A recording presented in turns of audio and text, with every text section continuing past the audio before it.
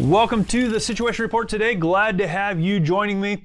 This is the show where we bring you the information and perspectives you need to navigate an ever-changing culture. My name is Jeremy Stalnecker. I am your host, and this is part 2 of a 2-part series. Everyone loves series. If you go to Netflix, you find a series, you watch every single episode in a row. We don't have time to do anything. We have time to watch 15 episodes of some show that we like. This is a 2-part series, very simple, very easy to understand and to follow. But if you have not watched part 1, go back. That was our last episode.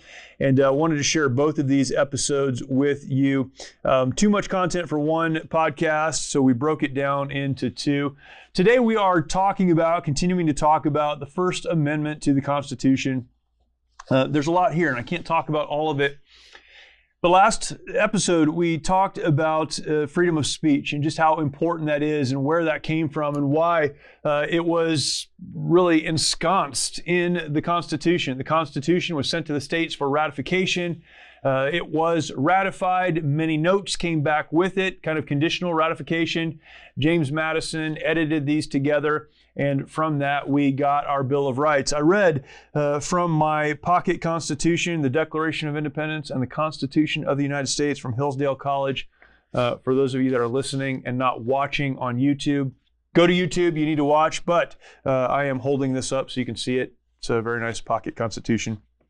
But Amendment number 1 says this. I read this last week, and I'm going to read it again. First Amendment to the Constitution says this: Congress shall make no law respecting an establishment of religion or prohibiting the free exercise thereof. That's where we're going to spend some time today. It goes on, though. This is all part of the First Amendment.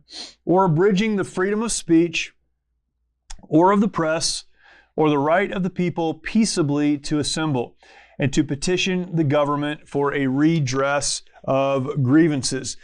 This First Amendment, this first part of the Bill of Rights, really, and again, we discussed this on our last episode, it really is intended to protect the right of citizens to express themselves, whether it is through religious expression or through speaking and thinking, through the press, the ability that we have to assemble. The First Amendment is intended to protect our ability as citizens to express ourselves. We come today to the first part of this. Congress shall make no law respecting an establishment of religion or prohibiting the free exercise thereof. We began with the second part, that is freedom of speech, and now we come back to the first part, which is the freedom of religion or the freedom of religious expression. I wanted to start with the freedom of speech because that is fundamentally, foundationally where a free society comes from. And James Madison mentioned this. We looked at that last time. He said that unless we are able to think and speak freely, then our leaders, those who represent us, will not be able to lead wisely. This is the whole thing. Our ability to express ourselves, to take part in the process, to really be governed by people who we choose to represent us, and they are governing us using the rules and the laws that we have a hand in making. So important. And when we talk about restricting free speech, we are talking about restricting freedom. We come today to religious liberty, and man, this is so important.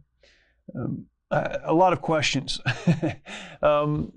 We look at what's happening in our country, and we know that in many ways, religious liberty is under attack. Why is that? Well, because a lot of what happens under the guise of religion is counter to the cultural narrative. In a world that is more and more secular, that is not religious, secular, I won't say anti-God, but not religious, a world that is more and more secular, a culture in the United States, here in America, that is more and more secular, religious thought, religious speech, religious action, religious practice runs contrary to the secular philosophies and ideologies. And so in many ways, one small step at a time, religious liberty is being pushed out of public conversation.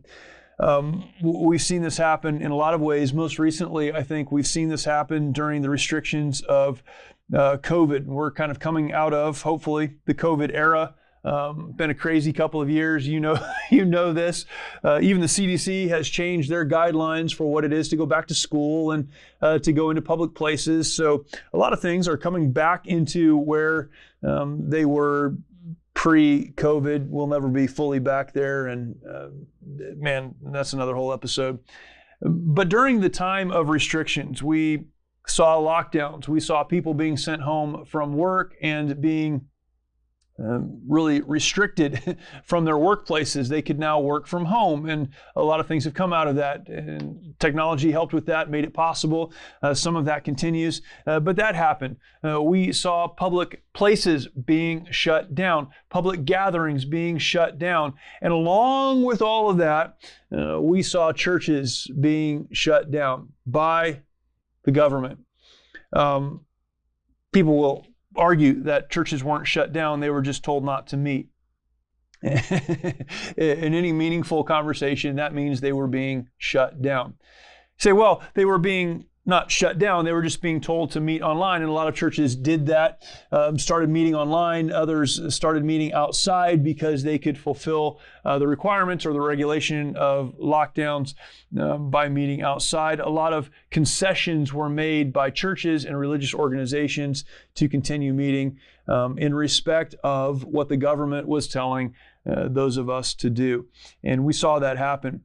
After a short period of time, when it became very clear that these lockdowns, these restrictions, these mandates against gathering were going to continue indefinitely, many churches started to push back. The churches said, we need to meet in person. This is a part of our religious expression. The Bible tells us, or other religious documents tell us, that we need to meet in person. And so as an expression of our religion, protected in the First Amendment to the Constitution, protected in the Bill of Rights, we need to gather.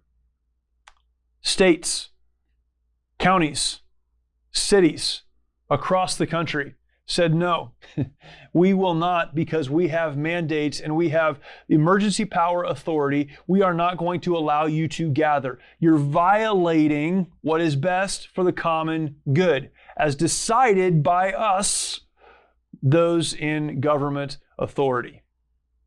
This created an interesting situation. And many churches continue to meet online only. Other churches took a stand and said, no, we are going to meet in person regardless of what happens. What happened was a lot of churches were fined a lot of money. Threats were made. Arrest threats were made here in the United States. There was a lot of talk. There was a lot of saber rattling, if you will, but very little happened. In other places around the world, in places where speech is not protected, in places where the free exercise of religion is not protected, pastors and parishioners alike were indeed arrested. We know there's still a fight going on in Canada over many of these restrictions. Around the world, pastors gathering in homes and gathering in churches were arrested for gathering. This was a limit placed by the government on free religious expression. Here in the United States, we do thankfully have the First Amendment to our Constitution. We have our Bill of Rights that protected many of our rights even to gather and to worship. What we saw largely was here in the United States when churches said, no, we are going to worship. You as the government can do what you want to do. Then the government stood down. Precedent legally was upheld. And thankfully, churches have been protected. Why? Because we have in our Constitution a Bill of Rights that protects the rights of citizens to express their religious preferences freely. We're thankful for that, but we saw in real time how free religious expression and the best interests of the government, as determined by those in power in the government, can come into conflict. This is not the first time, nor will it be the last, but it brings to a conversation like this one a heaviness, an importance, a around understanding what the free exercise of religion is and also understanding why it is so important. As you know, our friend Mike Lindell has a passion to help everyone get the best sleep of your life. He didn't stop by simply creating the best pillow. Now Mike has done it again by introducing his My Slippers.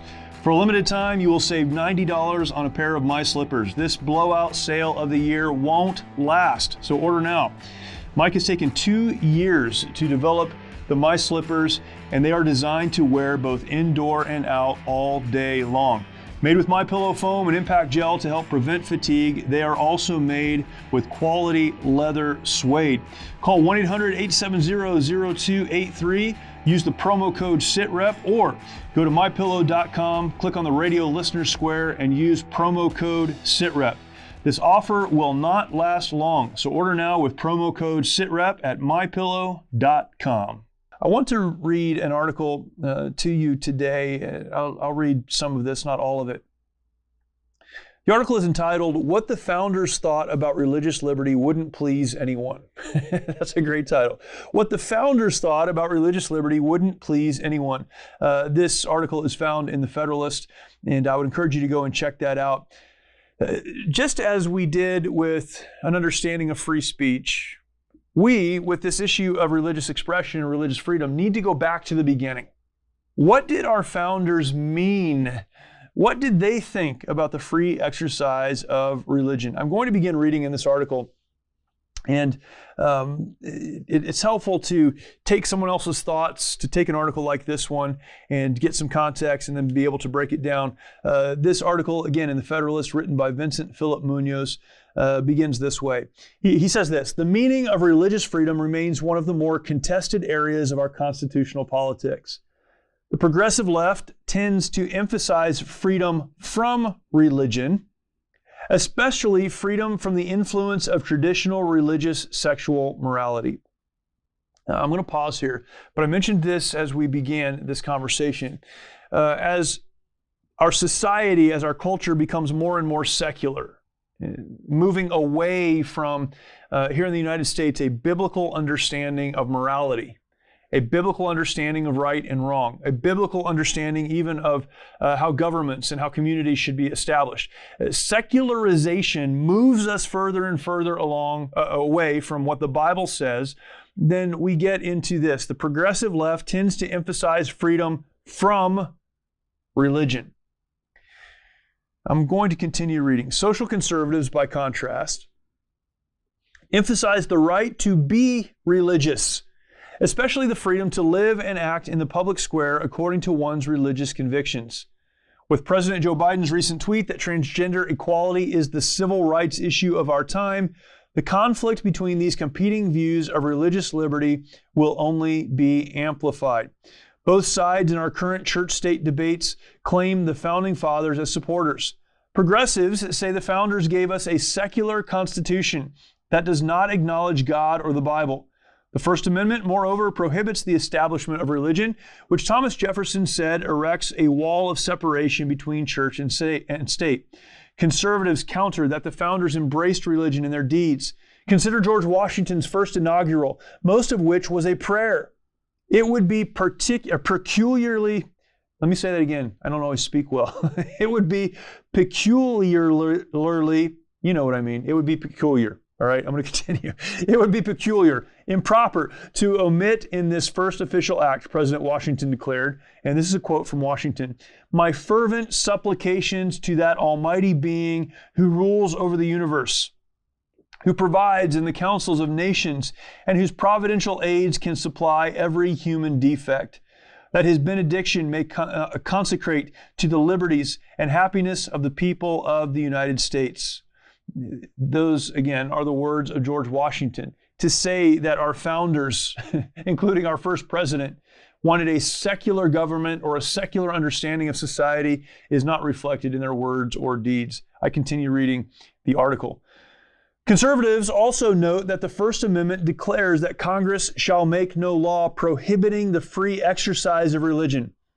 Whatever the Establishment Clause means, conservatives claim that the Founders' speeches, deeds, and other constitutional provisions reveal that they did not intend to purge religion from the public square. Given these seemingly contradictory commitments, freedom from religion on the one hand and freedom for religion on the other, what are we to make of our first freedom? Does the Founders' Constitution offer a coherent understanding of religious liberty, one that we might recur today in our religiously and morally pluralistic nation? The Founders have much to teach us, but the lessons they offer do not neatly fit into our current political categories. Freedom from religion and the freedom to practice one's religion are, in fact, both aspects of the Founders' understanding of our inalienable natural right of religious liberty. Now, before you get mad and turn me off, let's continue reading. Really, really important. Really important. The next section of this article, the Founders' understanding of religious liberty. We don't quite understand the Founders because we have forgotten their basic principles of government. As we do today, the Founders used the language of rights, but their understanding of rights was far deeper, philosophically richer, and more integrated with a robust notion of duties than ours. We tend to think of rights as interests that are especially important or necessary. We say healthcare and freedom of speech are rights, for example, because we believe bodily health and the expressions of one's opinions are necessary to live a decent life. At the same time, our legal practice recognizes that even fundamental rights, such as free speech, can be curtailed if compelling state interests are at stake, and the government uses the least restrictive means to do so. The underlying presumption in how we recognize rights and in how we limit them is that rights come from the state. I'm going to pause here. This is me talking. We have talked about this already in this episode. We talked about this at length in our last episode. This is the presumption, the author here says, that rights come from the state. This is so important. Even outside of this conversation, when we're not talking about this in particular. When we are talking about right, when we're talking about how we're governed, the form of government that we hang on to, all these things that we discuss, this is fundamental. Our Founders did not believe that rights came from the government. I'm going to continue reading his article. He talks about this. He talks about natural law. But we do. We have come to the conclusion that rights are given to us by the government. Our Founders believed that rights were protected by the government. When we come to issues like religious expression or freedom of speech, any of the other rights, so-called, that we have, if we view them incorrectly, we're looking at it from the wrong side of the fence, then we're going to come to the wrong conclusions. I'm going to continue reading. The author continues, we think good governments grant extensive rights to citizens because we believe the role of government is to satisfy our collective will and help us gratify our individual desires. But the extent to which any particular right is available depends on it being balanced against the other rights and state interests, a process administered in the final analysis by the administrative state and the federal judiciary. The Founders had a different understanding, at least when it came to, in quotes, natural rights, such as religious liberty. Please hear this. Natural in this context means that the foundation of the right lies in our human nature as created by God. I'm going to pause for just a second. I've gone back to this over and over and over again. If we were to pull out our pocket Declaration of Independence and our pocket Constitution here given to us by Hillsdale College, we would go down to the second paragraph, and these words are in the Declaration. We hold these truths to be self-evident, that all men are created equal, that they are endowed by their Creator with certain unalienable rights. Unalienable, can't be changed, can't be taken away. The Creator gave them, they can't be taken away. That among these are life, liberty, and the pursuit of happiness. That to secure these rights, governments are instituted among men, deriving their just powers from the consent of the governed. That whenever any form of government becomes destructive of these ends, it is the right of the people to alter or to abolish it and to institute new government. We could talk about all of the words here in the Declaration, but what's being said? This was before the Constitution. From this came the Revolution, and came the Constitution, and came the Bill of Rights, and came our government. What's being said right at the outset as our founders gathered together? Well, we hold these rights to be self-evident. Anyone can see it. It's not given to us by government. Our basic rights, what this article here is calling our natural rights, you hear that phrase sometimes, our natural rights, those are the rights given to all men everywhere, men and women, that men is the collective, men and women everywhere, given to us by God. There's an entire new economy being created right now, filled with patriotic companies that have had enough of cancel culture and the left. One you can support every day, and all you have to do is get dressed. I'm talking about under-tack boxers. These have to be the greatest boxers ever made, probably because they have literally been tested by Special Forces operators. They're made with high-quality material that's antimicrobial, anti-pilling, and moisture wicking, so you stay fresh and dry all day long. They come with a sturdy yet comfortable waistband that doesn't crack or loosen. Undertack is durable, ultralight, and shrink resistant. Here's the best part. They're almost 30% less than the woke designer brands with the non-binary models. Go to getundertack.com. That's getundertack.com. Right now, when you buy 3, get 1 free, but only with the offer code SITREP20. SITREP20. Support a great American company that's pro-America, pro-Second Amendment, and pro-military. Satisfaction guaranteed or your money back. GetUndertack.com. That's GetUndertack.com. Offer code SITREP20. I'm going to reiterate one more time. If we don't see our rights this way, as given by God, then we will always respond to government when government says, no, these are now your rights. These are now what we'll allow you to do. These are the things that are okay now. But there are natural rights. I'm going to continue reading this article, but that has to be the foundation of this discussion. Let me continue. The natural right to religious liberty, in other words, is not granted by government. It is a part of the natural fabric of the created moral order, an order in which rights and duties are reciprocal. A just government recognizes this pre-existing order. It does not create it. Rights and duties are reciprocal. Let me pause again. The author here makes such an incredible point. The right is given to us by God, but with that right comes a duty, an obligation, a responsibility. You see, here's what we have come to in our country. We've come to a place where we are constantly demanding our rights and ignoring the responsibilities that come from those rights. And I think in part that's why we're struggling with some of these things. Freedom of speech, that's a right. I would argue it's a natural right. It's a God-given right to think and speak freely. That's given to us by God. But with that comes a responsibility. I finished our last episode by talking about right speech and true speech and good speech and helpful speech and encouraging speech. The right is to speak freely based on how we think. The responsibility is to use that right in a way that benefits others. So it is when we come to religious liberty, a God-given right to express our religious devotion as we see fit, as we believe is best. But with that comes a responsibility. Let me continue reading. James Madison, back to Madison, this guy. It's funny if you read about James Madison. This is a complete side note. Read about James Madison, not an extremely popular president, although he was a president for a while when he became the president.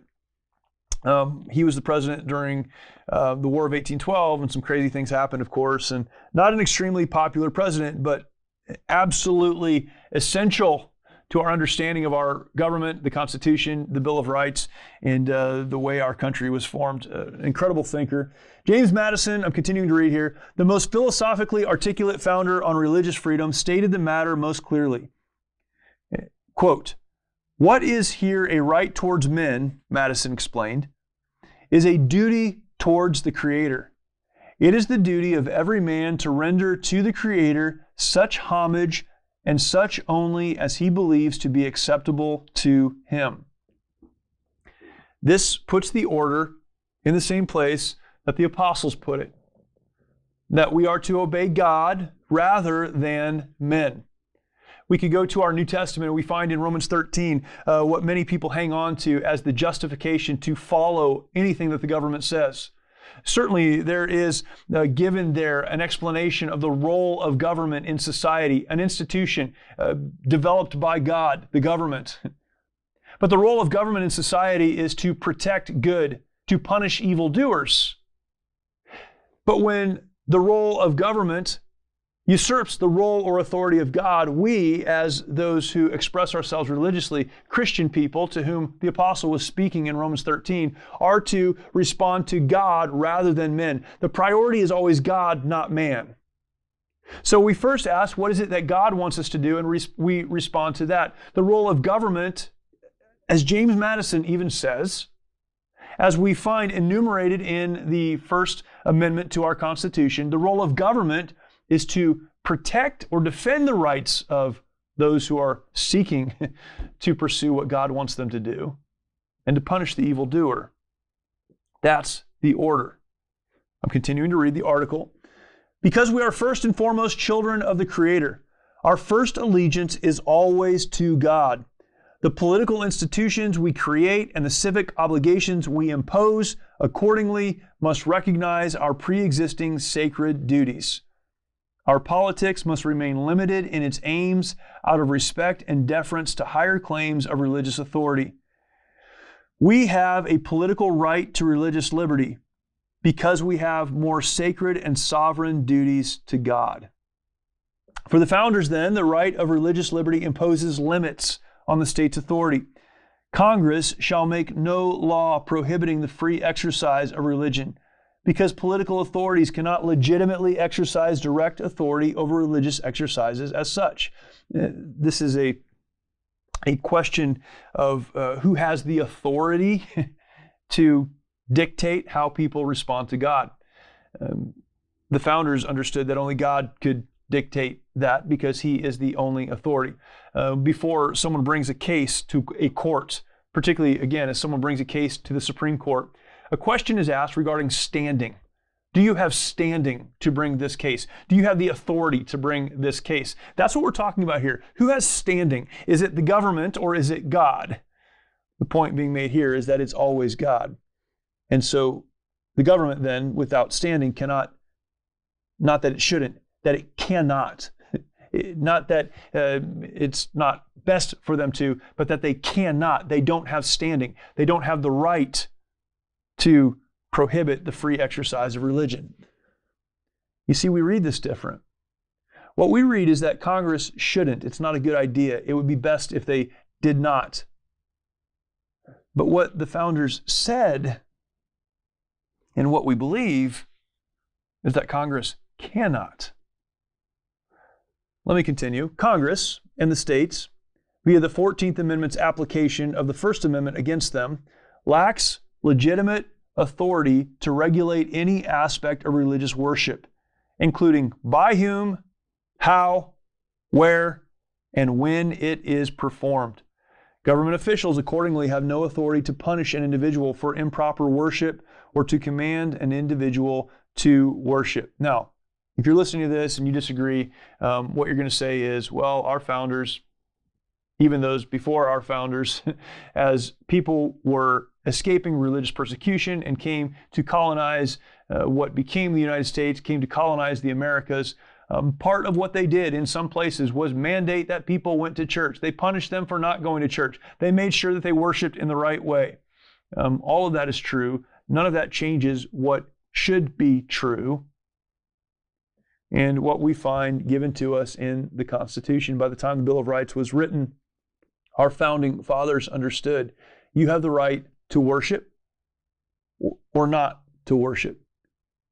That we, as a governing body, as those who are leading this country, have no right, we have no standing to tell you how to worship God. That is indeed between you and God.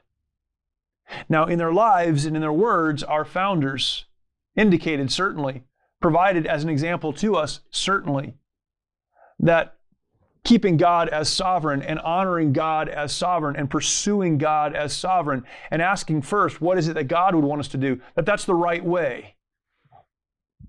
But they protect the right to either worship or not. How or whether, I'm continuing to read, how or whether individuals' worship is not, properly speaking, a direct concern of government. It cannot be, since we the people do not, indeed could not, give government that authority. That is what it means for the people to retain their inalienable rights. This absence of jurisdiction that prohibits regulation of worship as such is also why the founders said government cannot establish a religion. The Establishment Clause and the Free Exercise Clause together articulate the limits on government authority needed to safeguard individuals' natural rights to religious liberty. Just as government cannot regulate religious practices, it cannot legitimately license preachers or employ official religious ministers as agents of the state, to take two classic examples of what constitutes an establishment of religion. The founders understood these limitations on governmental authority to be categorical, which is why they declared that Congress shall make no law. For the founders, no law really means no law. Since government lacks authority to regulate religious exercises or license ministers, it can never legitimately do so. But the categorical character of religious liberty also means that its scope is relatively narrow. When governments act within its proper domain, religious citizens can be accommodated from burdensome laws, but they have no right to be exempted from otherwise constitutional laws. Likewise, if government cooperates with religious institutions to accomplish an otherwise legitimate civic end, no constitutional barrier is trespassed. The founders understood the inalienable rights of religious liberty only to require the state to remain within its proper sphere. When it does so, legislation can affect religion in ways that religious citizens, just like other citizens, might find either advantageous or unwelcome. We go back and we realize that the institutions created by God were the institution of the family, that is the home. We see that God created the institution of the local church, and that God created the institution of government, of civil government. These institutions were created by God. And as such, these institutions should never have conflict or never run into conflict when they are functioning the way God the Creator intended for them to exist or function. So many examples could be given here, but when the Creator creates and creates with purpose and design, when that thing that He creates is functioning according to that purpose and design, then everything is aligned, everything works well. It's when that thing, whatever that thing is not operating according to creation and design, that things don't work so well. We could see this in so many examples, but when we're talking about the home, the family, when we're talking about the church and we're talking about the government, when each of those institutions given to us by God is functioning the way that it's supposed to function, then they align. They support one another. The church, the government, and the home supporting one another. And that seems to be the understanding that our founders had. That being a religious person does not give one the right to simply neglect constitutionally protected laws, the rights of others. It's not okay then to practice religion and say that in the course of practicing my religion, I can harm someone else. They have legal protections under the Constitution as well. But you have the ability to practice your religion, to worship as you see fit, short of harming other people. We could say, well, that's where there is government control of religious expression. We could also understand that the Bible would ask us not to harm other people in our religious expression. That throughout Scripture we understand that people have the opportunity to worship God or not. They can also endure the consequences of not worshiping God, but that's a decision that can be made. The right of people, citizens like you and me, to worship God as we see fit is a right protected by, not given by, the government. Now, practically speaking, what does this look like? Again, going back to the lockdowns of the last couple of years. It wasn't clean, and it isn't always easy to see, but I think so many churches handled this the right way and in line with what we see. A pandemic was taking place globally. No one, at least initially, at least at the level of normal people, understood the impact that this pandemic would have. We were hearing stories of hospitals that were filled to capacity, limitations on the materials and the resources that were needed to help people and to treat people, projections of the numbers of people that would lose their lives as a result of this. Professional people, experts in this field, were telling us, the citizens, that the best way to protect ourselves and to protect others was by staying away from people outside of our bubble. You know all of this. Lockdowns came from our national government and our state governments, and then down to our local governments. And along with that came a restriction, not just on gathering everywhere, but going to grocery stores unless you absolutely needed something, or going into a restaurant. Those things were all restricted, as well as considered a public gathering, going to church. Perhaps some churches never stopped meeting, but most churches looked at what was projected, listened to the experts, and given a timeline of 2 weeks, if you recall, most churches said we're going to stop meeting in person for the next 2 weeks because we have no idea what impact this illness, this pandemic, will have on other people. We don't want to contribute to people dying. That was a decision made by most churches. When it became clear, however, that the projected impact of the pandemic, as well as the validity of the restrictions that were put in place, when those things became unclear or less clear, when it then became clear that those weren't as helpful as we were told that they were, when therapeutics and other things came online, churches said, we have a responsibility to meet in person. We stopped meeting in person for the good of our communities. And that was what God would want for us to do. But God has called us to worship, not forsaking the assembling of ourselves. And so many churches were against a lot of government pressure, said you don't have to attend, but we are going to congregate just as God tells us to congregate. And some did it in parking lots because they had the ability to do that, or in fields. Many just went back into their buildings, making accommodation for people that didn't want to come into a building, but saying our responsibility is to God first and government second. Not knowing the harm that would come from gathering, we believe that what God wanted us to do was to not meet for a period of time, but we're not going to do this indefinitely simply because the government says to. We're going to ask God to guide us. To me, for those churches that quickly came back indoors and started to meet again, that's a wonderful picture of what we see protected and illustrated in the First Amendment of the Constitution. We must understand that inalienable rights such as this, the right to free religious expression, was not given to us by the government. The government has no right, no standing to tell us how to worship, where to worship, with whom to worship. The government's role in our religious expression is to protect our God-given right to worship. The responsibility of those who worship is to pursue what God would call them to do before asking, what is it that the government would have for me to do? And again, when the government and the church and the home are functioning the way that God designed, then God's leadership overall sees those three things aligned. There's not friction and there's not conflict. Where there's friction and conflict between those institutions given to us by God is when they're not functioning the way that God designed for them to function. Do not ever neglect the God-given right that you have to worship.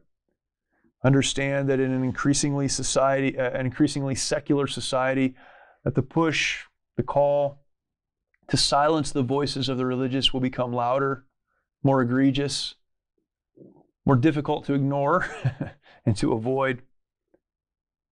But we must always do what God has called us to do, and as citizens of this country, to support those who understand that the role of government is to protect those God-given rights. Our founders were absolutely incredible, fallible men, not perfect, but I absolutely and sincerely believe that God used them, those founders, those men, flawed as they were, to produce documents in the Declaration, the Constitution, and then adding to the Constitution and our Bill of Rights that are second to none in the history of the world as founding documents for a nation. I believe God uniquely used them. I believe God has uniquely used the United States in so many ways. One of those is the propagation of the gospel here in the United States, the sending of missionaries around the world to propagate the gospel. So many things that God has used the United States to accomplish for His end and for His purpose. And for those, we need to be thankful. But we need to also understand that as God used those men and used those documents and has used this nation, when we give up the rights that God has given to us, we have given up fundamentally who He created us to be and the opportunity to do what He has fundamentally created us to accomplish. Don't ever neglect your rights. Thank God for them. Thank God for the people that put them down in a way that can be legislated. But always stand up for your God-given, inalienable rights. Take this episode, if you would, share it out with other people. I know there are folks that need to be encouraged in this regard. This is a strange time we're living in. The institution of the church is under attack. We could argue that a lot of that is because of people in the church, but it is nonetheless, and we need to stand up for the church and against those who would seek to silence the church. Share this episode out. If you're not yet subscribed to this podcast, subscribe. That would be fantastic. And look forward to sharing more content in the days ahead. Thank you for watching. Thank you for listening. We will talk to you next time. Many of our veterans feel they need to fight their battles alone. This self-isolation has led to the staggering statistic of more than 20 veterans taking their lives every day. The mission of Mighty Oaks is to eradicate the veteran suicide epidemic and help our warriors change their legacies.